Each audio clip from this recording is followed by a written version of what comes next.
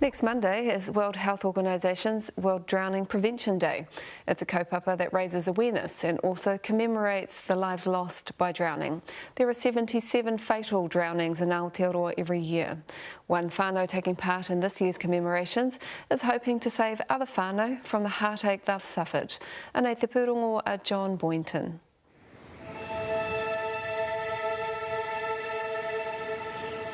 For generations, Rihari Wilson's whānau have found a path back to the moana. My great-grandfather was a descendant of great fishermen and people knowledgeable of the moana. So that kind of mātauranga was handed down right up until us, even my nephews and nieces. Yeah, they're well-versed in tikanga on the water. Rihari is part of the tamariki whānau from Ngāti Whātua Ōrākei, who are well-known kaitiaki of the moana. His earliest memories are filled with days out on the water with his dad, uncles and cousins.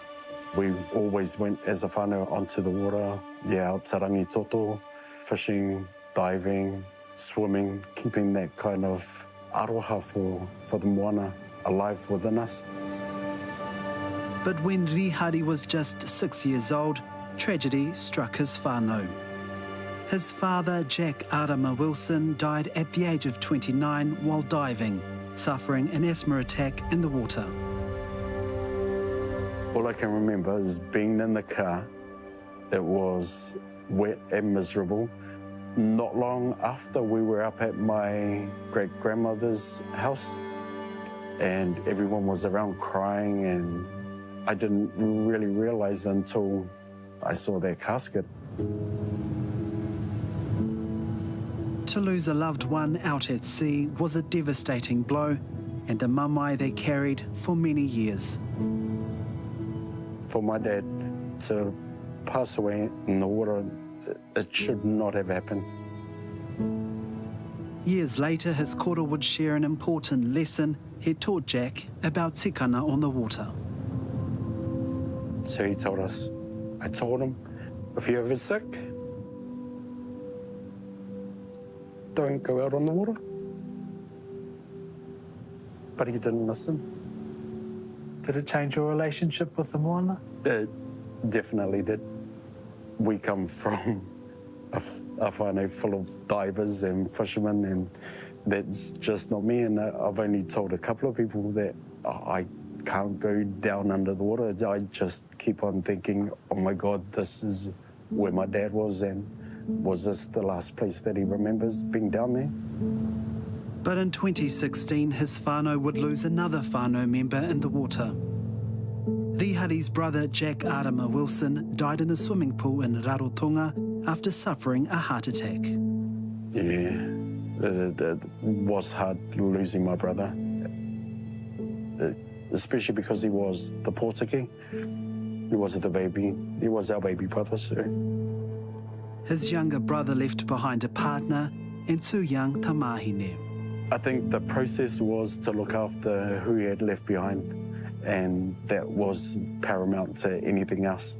His girls were everything to him. Whānau was everything to him, just like Dad, so. Māori continue to suffer high rates of death on the water. In 2021, 74 people drowned in Aotearoa, with 23 Māori fatalities. This accounted for 31% of all drownings.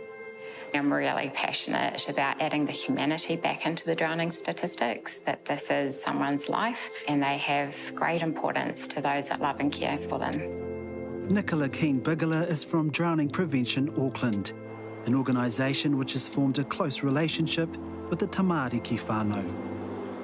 For me as Pākehā, it's really interesting to understand the Māori view that you come from water, and we are water. It is who we are and where we come from, and really look forward to pulling that thread across all of our education. Okay, everyone understand that now?